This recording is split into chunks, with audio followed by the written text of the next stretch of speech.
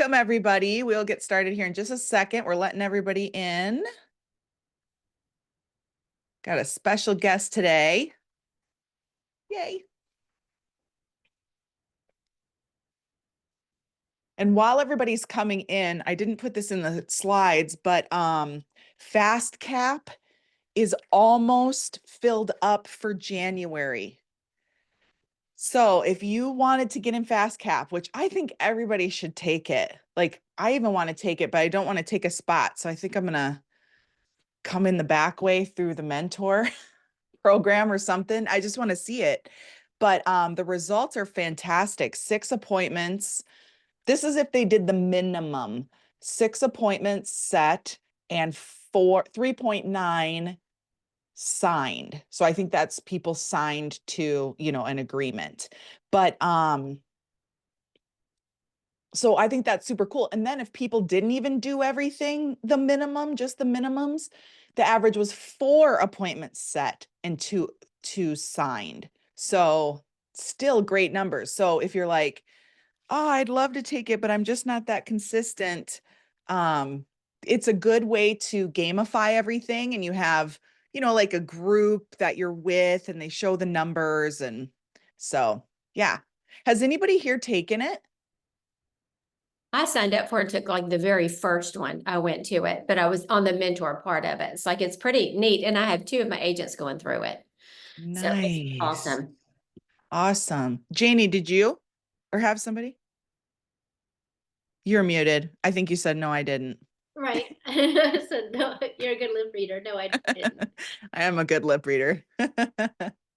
Okay, perfect. All right, well, let's jump into it here. Thanks everybody for coming. Happy Monday morning. I can't believe it that it's almost Christmas. I decorated for Christmas over the weekend. And I have to tell you, I wanted to like the end of October. So for those of you that hate on people like that, it's me. I've been watching Christmas movies since September.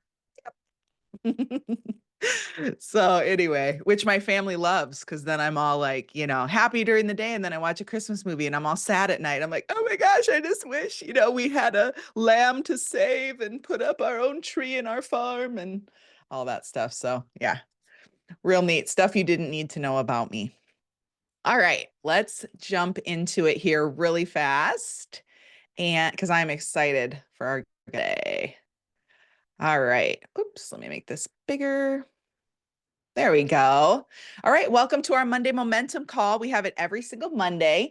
So if you guys can make it, we would love it. And sometimes we have training. Sometimes we just sort of do like a Q&A. Janie and I generally run it together, or one of us will run it. And then sometimes we have a guest speaker from our organization. So first of all, I want to welcome our new members. We've got Mallory in Georgia, sponsored by Ashley. Caitlin in Tennessee, sponsored by Melissa.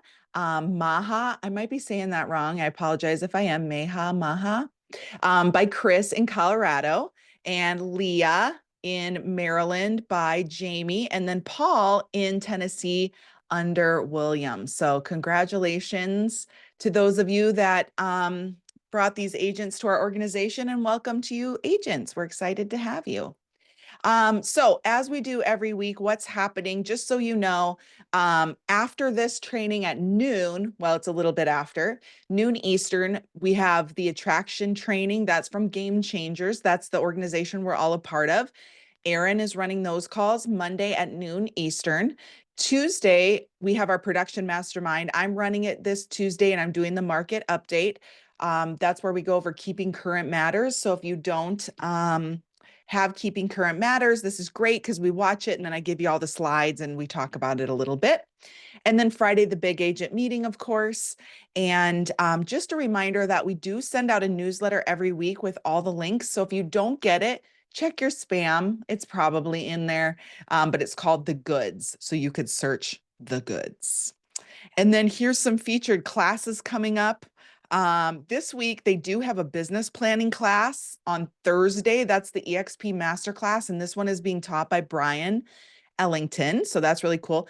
This one on Thursday. So at EXPCon, Brandon Brittingham, who I did not know, I cannot remember where he's from. Janie or Melissa, do you guys remember where he's from? He was the guy that had all like the sparkle on. Yeah, shoot. Okay. Anyway, he sells like I think I think he's in Virginia Beach. Like, isn't he near you, Joe? I haven't heard of him. okay, I don't know where he is. But anyway, he sells a ton of homes and he has all these like divisions off of his real estate. And one of them is investing. And so he did a EXPCon session that not everybody could get in. So they're doing it again. So it's Thursday at noon Eastern. So check Workplace for that or your EXP calendar, and you'll get the link for that. Definitely, if you have any interest in that, that would be great to attend. All right. Now I get to introduce our speaker. I love this picture of you, by the way, Melissa. So Melissa's going to talk today about how to get more listings. Melissa has a team in Memphis called Your Key to Memphis. She averages selling a home 1 every 2 days. And Melissa, this isn't like a person where the team sells and Melissa doesn't. Melissa sells a lot of homes herself and goes on appointments with her team members. She's been a full-time realtor since '87, consistently a top producer, has a really good reputation in her market. And if you know Melissa, you know why. She has a great work ethic, great negotiator, and definitely an excellent marketer. And she's always delivering great results for her clients and using creative ways to get more. So, Melissa, I will turn it over to you and teach us how to get more listings. Okay, thank you. Let me get into my slides.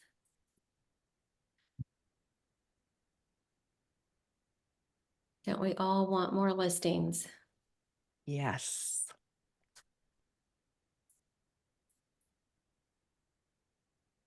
All right. Okay, can we see it? Okay. Yep. Okay, good.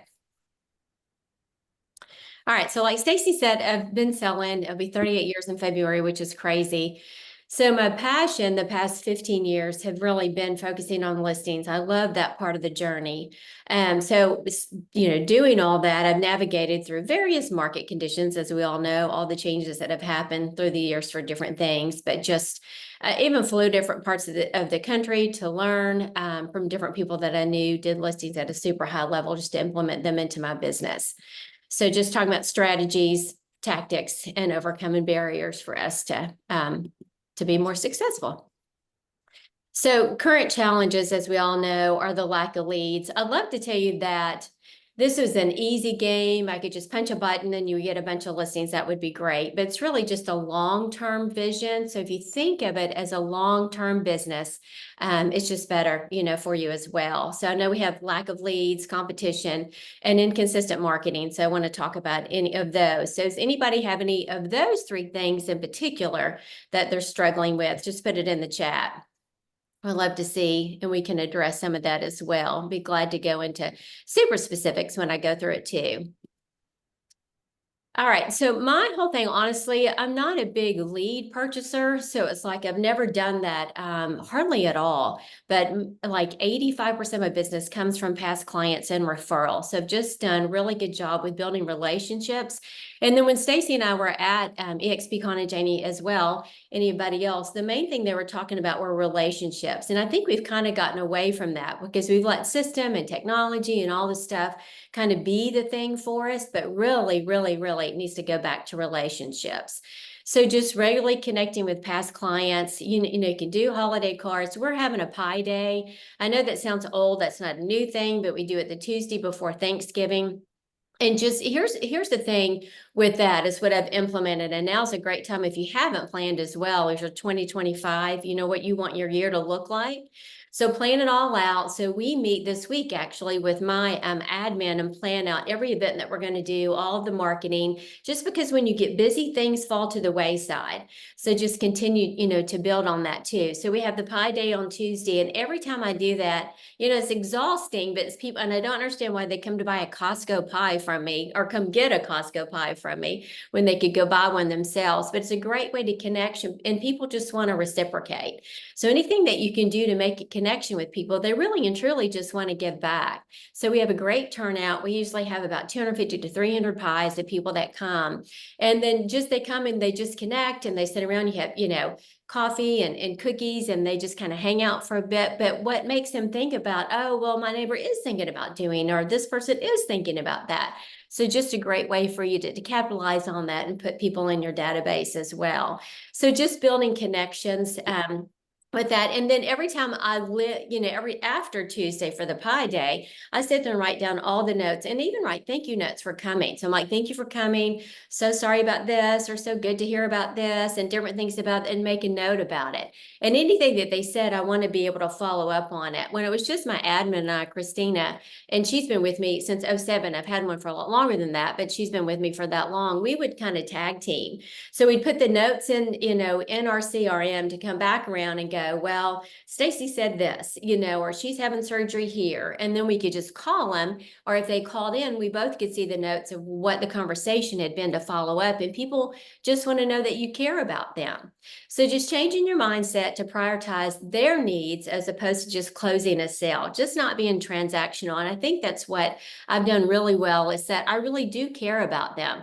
I bring them into the fold. I didn't care if they were selling an $800,000 house. My market is like 275 is the average price. So that's pretty high end. So I didn't care if they were selling an $800,000 house or if they were doing a $40,000 house. I just wanted to make sure they were taken care of. I've just never been that kind of person. I know we make more money, obviously, but I just wanted to service their needs. So I think they knew that as well, to come back to us time and time again. So that was one of the main things that I've done that's done really well. So a couple other things: be the local expert.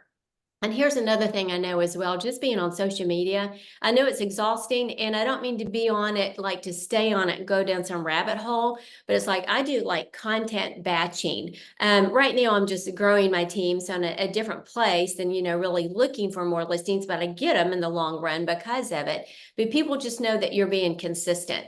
So if agents on my team right now, blocking what they're going to do for next year as far as social media, so it can go out consistently. When people know that you do what you do consistently, that's when you start getting, business as well. If you're just kind of one and done, and social media is hard to keep up on it. But if you content block and go, okay, I'm going to do these maybe 3 times a week, this is what it's going to look like for a month, you'll be surprised at the activity that you get from that.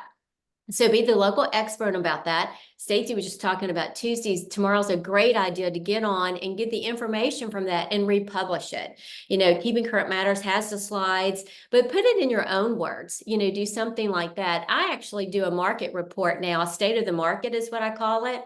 So once a month, I invite all my clients to State of the Market, and it really and truly is just going over what the market is. It's by Zoom, and then I can send it out by email. But that's one great way you can really just do Keeping Current Matters, but doing your own strategy in your own language and look at your local market. So you can do a big view and then a lower view or local view of your area and invite people. But the thing, again, just do it consistently. So it's like if I do it every third Thursday of the month at noon, that's what you get. And it's not about me trying to buy, help you buy or sell or try to get you to do anything. It's just providing information, but I call it State of the Market. And again, we have a system for that, so you can follow up and do it and implement it into your business. So that's kind of helped me be the local expert as well. Again, we all know offer, home valuation reports. Fellow is a great system for that, FELLO. They were at EXPCon, but I've used them probably for a year and a half, and they kind of just nurture your database. You have QR codes that can go in there. Now it's a cost. Right now I'm paying about $700 a month for that. So it could be, costly, but you could look into that and see what the cost is, or just do it yourself. So it sends out every other month just an update on what their market is. People always want to know what their home is worth without you trying to sell them something, because it's their biggest investment. So it's a great way, to be the expert. And then secondly, tap into referrals after closing. We do as well. We do a diamond club. So it's like I give them this thing saying, we want you to be part of our diamond club. So if you refer us business, you get these extra perks, whatever that may look like for you. But I call them my diamond club members and they get different things for that. And most people want to be on that list for you. So just a different way to add them to get the business. So that's our referral program. And as soon as they send a referral, it's like I send them a thank you note with a Starbucks card. Personally, I don't go to Starbucks unless somebody gives me a card.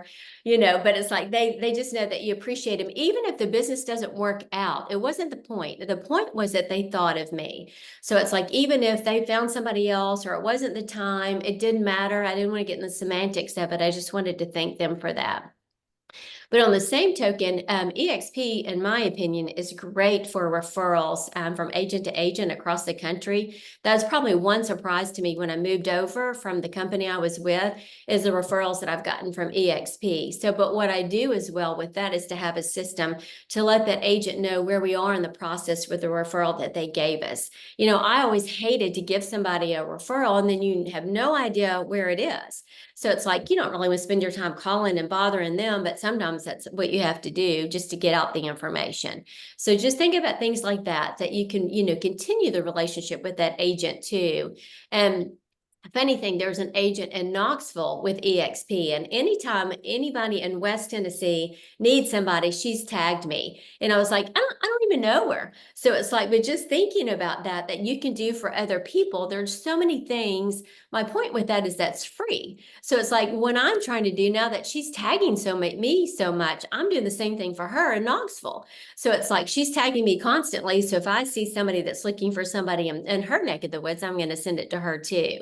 But that's just something, that's free and something you can do intentional. Of course, for SOBA owners and expireds, of course, you got the queen of that, Janie, on here for expires to teach you all about that. But, again, it's a system, and all of these things are a long-term thing. None of this is just one or done. Like I said, I would love to push an easy button for you, but after all these years, it's just not. So you just have to think of it a long-term business, and you have to think of it as a business. So you'll treat it that way and start implementing the same things too. Well, and the number one thing that I want to say that we've done all year long, seeing that the changes that were going to happen in August with us in the buyer's representative is open houses. They are the bomb right now. So it's like, so we really started implementing them, and I've gone through all of that. It's like, I wouldn't even do open houses before, but heck, in 2009, I had a listing for a year sometimes. So it's like, it's just a different environment. So you pivot to what works. But right now, when I'm looking for a car, if I'm looking for a car, I'm going to go to the car lot when nobody's there. It's like, I want to find what I want. I want to do all the things, nobody's talking to me and I can just kind of window shop and not be bothered. Well, it's the same thing, in my opinion, with the buyer, since they have to sign something now. They can come into our open houses without being committed and see what they want to see. I have one agent that just joined me actually in April. She sold 5 houses so far. And like Stacy said, 49% of the people had sold 0 to 1 houses in her last network, the call that she had, which is crazy. So she's brand new on my team and sold 5 houses, and 3 of them have been from open houses. So it's like she sold, picked somebody up just from the open houses, just from this. So, but this is not just run and put a sign in the yard and pray that it works either. We have a strategy behind it, and I'm happy to share it in more detail. Just send me a message and I'll give it to you as well. But we start on Monday. Like today, it's like, here's all the houses that we have available for the weekend. So I don't care if you're a new agent, existing agent, no business agent, whatever it is. It's just a great way to pick somebody up. So we start today on where we want it to be. So if it's a brand new listing, of course, that's the best. That's what we're always after for the weekend. But some of them are in a great location, have new construction. So it's like, there's additional houses besides this one going up that people stop at. So, or just pick a street, that has a lot of drive by. Now, if you don't have a listing, reach out to other agents. When the company I was at before my team was the size that it is now, it's like I'd have other agents come and ask me if they could do an open house. And I'm like, all day long. So it's like we get worried about asking somebody, but I'm telling you, people are willing for you to have the house open. So you could do something and do 2 in a day and pick the same location and the same price point. So if you know somebody's looking 400 to 500,000, pick another one, that's down the street. Do 1 to 3 and do 330 to 530. Just think strategically on how you're doing them as well. So Red X, there's a lot of different companies that you can get the phone numbers for. So we call around the area and invite them to the open house. You can door knock. There's just some things we can do, to get some business right now. And then go back and your leads, your team leads, whatever you have in the database, and tagged and call them as well and invite them to the open house. For the strategy for a listing for the seller, we're trying to get a full market response. We don't list till Wednesday or Thursday, even though we know it's coming, just because we want to have a full market response on the weekend for the open houses to kind of make it like 2020. So it's like if we could, if the neighbor's in and an agent's in with their person, they don't know it's the neighbor and we don't even care. So we just want them to look like there's competition, on the listing for them. So that's kind of our strategy for a new listing. But again, we get a lot of people that are coming in, but we started early, get the signs in place, just some things that we're doing to implement that to get to great open houses. Mike, another agent on my team today, he told me he has a contract on one from an open house. It's an agent that brought their buyer, but they hadn't seen the house before. So all the things that are really working for open houses right now.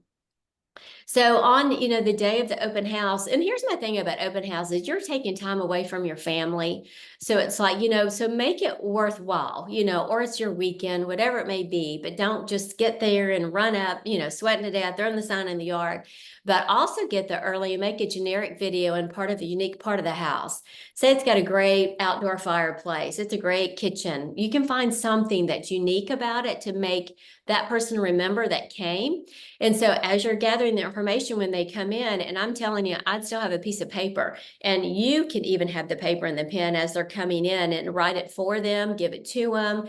I think that's better than having like a QR code, because people may not, finish that out when they're scanning it for this situation. But get the information and send everyone this generic video, thanking them for coming to the open house, but you've made it ahead of time. So then you can send it, after the open house is over, or if you made a huge connection or you have the time, you can stand in the same location and just say, thanks so much, Jamie, for coming to the open house today. We had a great conversation. I'll connect you with my lender, whatever the conversation may be. But I'm just telling you, video is huge because that makes them remember you. And then on Monday, these are the people that you should be doubling down on, to follow up with, to put them into your database. Oh my goodness, sorry. And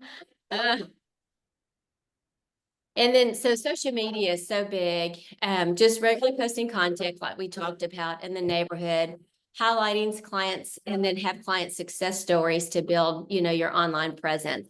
All of that is huge, and it's free. Then you could get into target ads, but that's another day for that. Create videos, explain why now is a great time to sell. What I've also done in my video marketing is when somebody's under contract, I have like 7 videos telling them what to expect. So just think about different ways that you can do your video marketing. And it's just great customer service for them to understand how the process works. Always sharing tips. We make social media super hard. Just go back through your phone for the past 30 days and think about the questions people have asked you. So what has somebody asked you in the process, and make a video about it? So when should I expect for the home inspection to come back? How much time? Or what about the appraisal? All those things are tips that you can share just to give you some credibility for that as well. I still believe in snail mail, and I think now when times are slower, it's the best time to do it because people don't get it first off, and people stop. If they were doing it, they've stopped. So just all the reasons that we kind of double down during this time to have some kind of direct mail campaign to send information out. And then the best thing they always did was just sold. I mean, I know that's old school, but it's like they see your evidence of success, or once a month send a postcard out. And that's what I call it, my evidence of success. You could have a testimonial, of course, and all the houses that you sold. For Pete's sakes, you could do it again next month. Use another picture of the same house. People aren't going, oh my goodness, you sent me the same house, because you've got such a period of time to look at it and they throw it away. We all know that. but you could, don't make this harder than what it has to be. In time block, that's super important. Set aside 1 to 2 hours each day for prospecting. Just think about all the people that you can reach out to and ask them. We had a great Leo when we were there, which I thought was really, really good. Talked about the people that, the debt right now is so big with credit card debt. And to go back to people that you've sold houses to 2 to 3 years ago and send them a market report and say, we've got buyers in this area. Do you know of anyone? So I thought that was huge because we usually go back 7 to 10. That's just, it's the statistics. So that's what we go back to. But he's saying make it a super shorter period of time. And again, don't make it harder than what it is. I mean, even if you're brand new in the business and you don't have anybody, go to a subdivision that you want to work and just reach out to them and say, I've got, somebody, and here's a market report if you've got somebody that's interested as well. But all these things don't work unless you're leveraging, your CRM. We get asked all the time which one. It doesn't matter, just one that you use. So just one that you're putting information in to keep up with, because the busier you get, the harder that this becomes. And this just helps you, to have a system. And then at some point, as you get busy, you'll outsource those tasks as well, which Stacey's great about talking about leverage about that. Again, objections, that could be facing. Why should I list with you? Just have your unique selling proposition, whatever that may be. And this may be a great time right now to really think of what that is. What sets you apart? What makes you different from everybody else? If you want to ask a different amount of money, other agents saying they're doing it for less. We have a company here, I think it's called One List or something. They're listing for like 1%. Of course, those agents aren't staying long because they're realizing, that they can't afford to do it. But you've got to be able to compare yourself between that one list and you. What are you going to do differently between that person? And write all the things down. And sometimes we think they may be silly, but people don't know that we do what we do. So just make sure that you let them know about that as well. So the market isn't right, provide data and statistics. Right now is a great time, in my opinion, for lots of different reasons, but you can, think about, after keeping current matters, reasons why they should list, what's their benefit for them, the timing about all that as well, and average days on the market. And when we are listed, I do this over and over again for them. I send them a market report. I do an absorption rate. I do the showing report, just keeping them updated, when you do get the listing. So just a little piece of information about that. Again, CRM is huge. Marketing platform, Canva. Yay. But in 2 weeks, we're starting to get Canva Pro. So excited that, we're getting that as well. And email campaigns, those are huge. I mean, if you can get back into that again, KB Core has, ability, if that's what your system is, to use email campaigns. But again, in my opinion, is to do it and just stick to it, whatever it may be. So like, I know it's a lot of information that we've kind of gone over, but pick one thing and just really get good about it. Look at it for 90 days, and implement it into your business, and then pick another one. So I may have missed questions about that. A lot of information. I'll probably talk super fast. So let me check the chat. Anything specific? Anybody? This is awesome. But if you guys have questions, you can raise your hand too, or whatever, while we have Melissa on.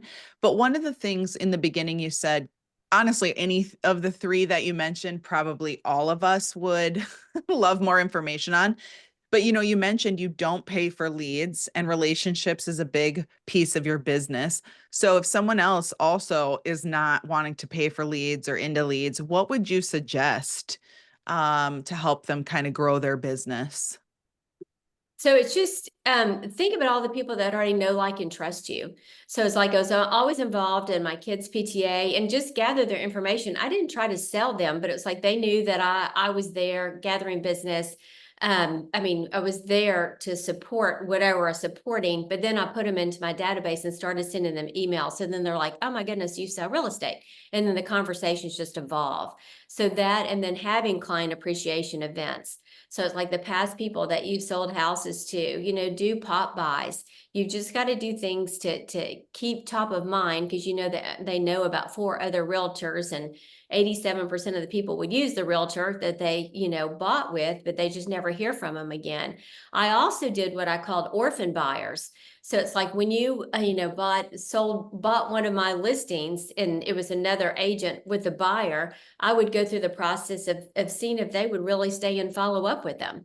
I wouldn't try to get somebody that was like an agent in the business or try to make somebody mad. But if I knew just based on the transaction, they probably weren't going to keep up with their buyer, I gathered them into my sphere. And I've sold lots of houses that way too, but I tagged them orphan buyers. So I treated them the same as my clients, but it's like I just provided them information. But then 7 years later, they can't even remember who sold their house, but they remember me because I kept sending them information.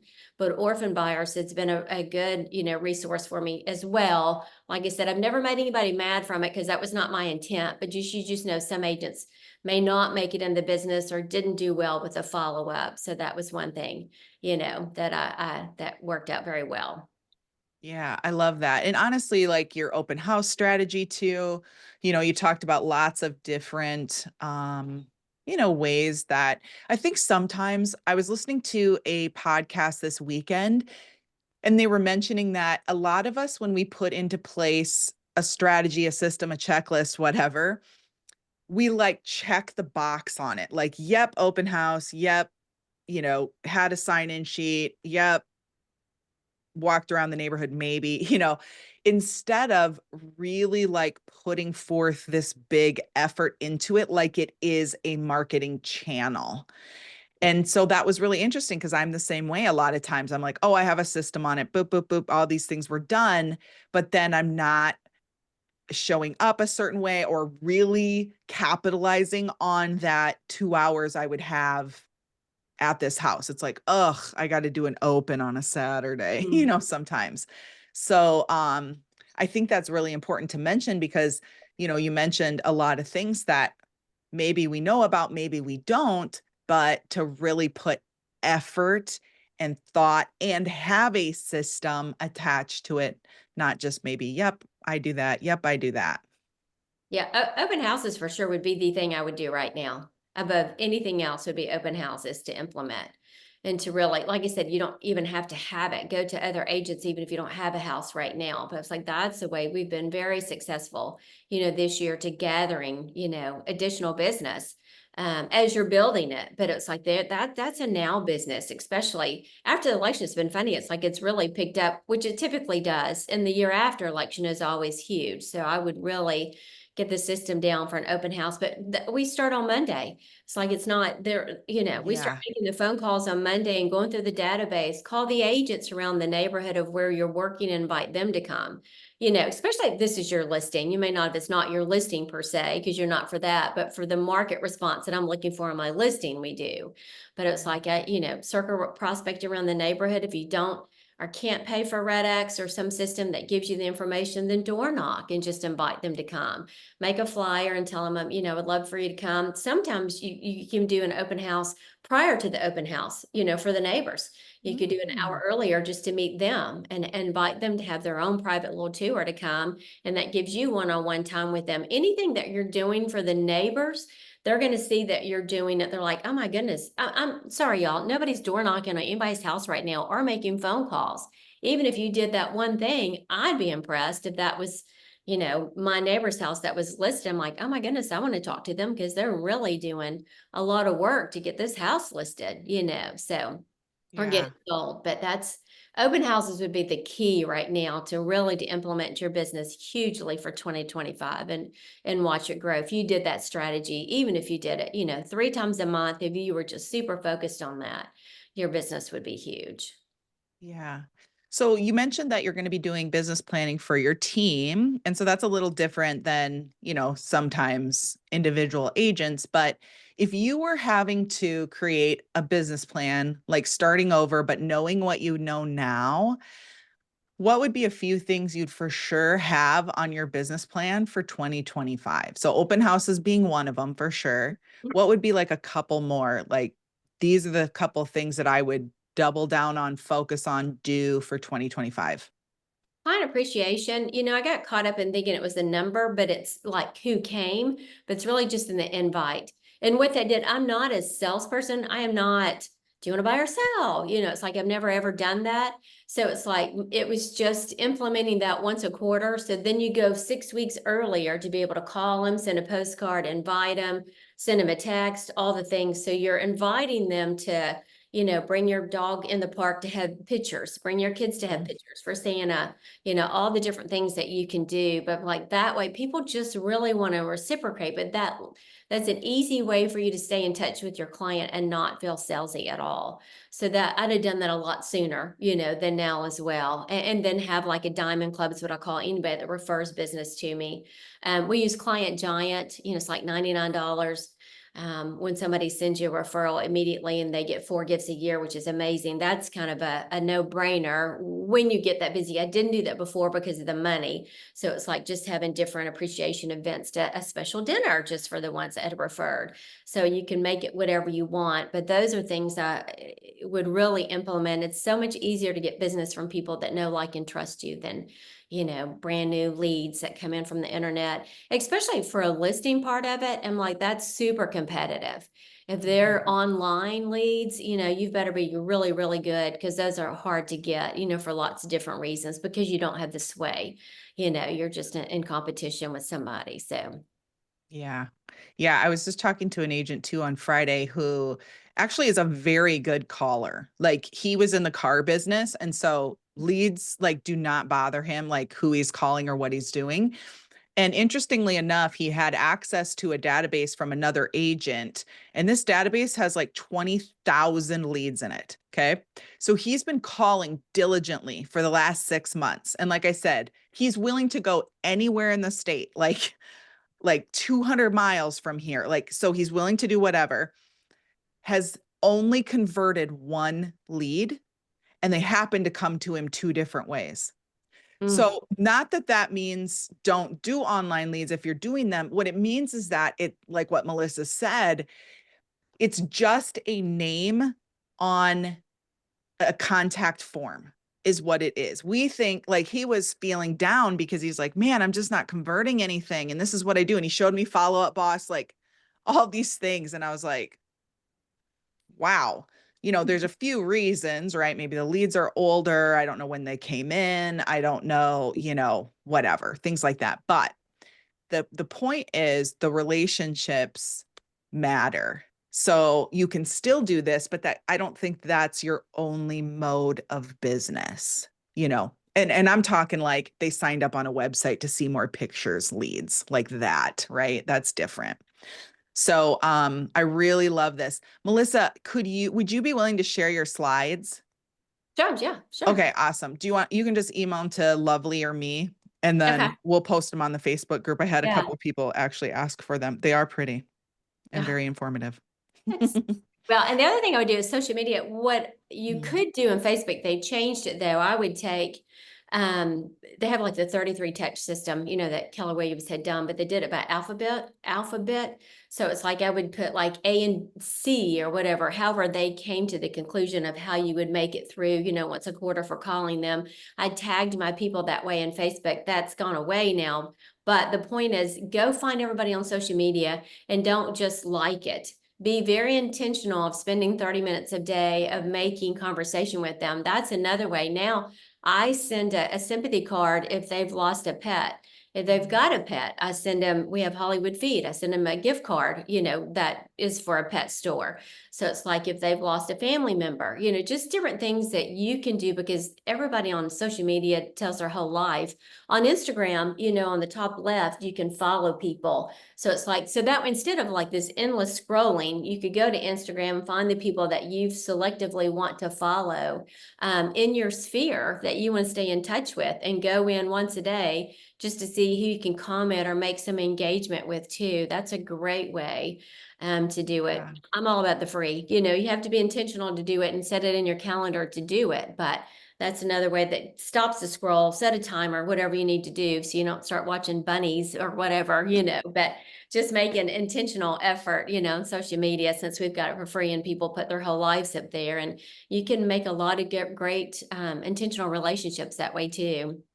Yeah, I love that. And um your social, you do a lot on social. And like you said, you didn't do that in the beginning, but you are now. If somebody kind of wanted to get started in social for real estate, what would you suggest? Like how would they get going on it consistently? Yeah, it's just what I do, honestly, now I content batch, so I make all the videos in one setting, but you could do the same thing. Seriously, take out your phone, look at your emails, look at all the questions that people asked you. We make it so hard and it's not.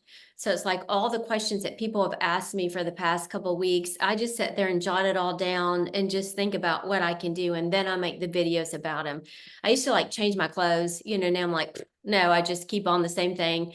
Just don't make it hard. It's like I changed like 3 times because I was making 30 videos at a time. But I'm like, now just shoot it, make it, and send it. And again, it's just the consistency. You're providing information. And the funny thing is, I went to a listing a couple of weeks ago and she said, I saw your video where you talked about pricing this way. So it's like they're listening. And even though I don't have 1 million followers, I don't. So it's like some days you're thinking nobody's paying attention to me at all, and not that it matters, but there's so many conversations I've had with people that I never knew that were watching, social media. But she had 2 points from my social media post addressed at the listing conversation. So it's like they're paying attention. And again, it's just being consistent, whatever that looks like for you. And I don't like the way I sound every time I play something. My husband's playing it in the background. I'm like, can you just turn it off? But it's like, you just have to do it. Everybody else is doing it, but that's one great way to just think about what's on your phone. Just answer the questions that you get asked all the time, or start looking at social media posts that you want to follow. I don't like to really follow people in my city because I don't want to do the comparison thing. So it's like I try to go out of that to see what are other people doing, what are questions that are being asked, and then just make it my own. So that's just me personally. It's like I don't want to do the comparison thing, which can be super hard. So that's one way, is just to kind of go out and look. Yeah. No, I love that. I love that. Well, Melissa, thank you so much for your time. We appreciate all your information and just down to earth way to get business done. So thank you so much. We appreciate it. And just a reminder for everybody, if you want to sign up for Fast Cap, the application for January is open. So if you signed up for November, didn't get in, you have to re-sign up for January. So get in there and do that. Like right away. I want everyone to do it. I just think it's like a great program. But anyway, all right, guys, we will see you next week. Let's see. Yes, next Monday. Next week is Thanksgiving. Crazy. So, but we'll have a call on Monday and we will see you then. Thank you so much. Bye.